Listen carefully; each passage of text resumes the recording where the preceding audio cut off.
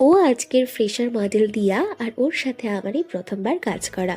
আজকে আমি makeup related কোনো কথা বলবো না, তবে যেটা তোমাদের জানাবো সেটা হচ্ছে একটা শ্যুট করতে এক্স্যাক্টলি কতটা টাইম লাগে, আর একটা শ্যুট সঠিকভাবে কমপ্লিট করতে কত জনের পরিশ্রম দরকার হয়।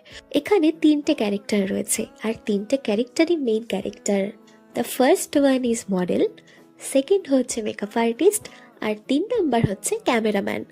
এখানে তিনজনই একে অন্যের পরিপূরক, তাই কাউকে ছাড়াই একটা শ্যুট কোনো রকমভাবেই সম্ভব নয়।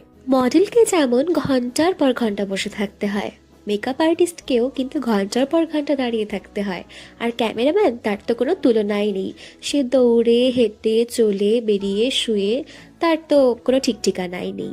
তাই তোমাদের সকলের কাছে একটাই অনুরোধ, কাউকে যদি কখনো কমপ্লিমেন্ট না দিতে পারো, কিন্তু কাউকে কখনো দুঃখ দিয়ে কথা বলো না।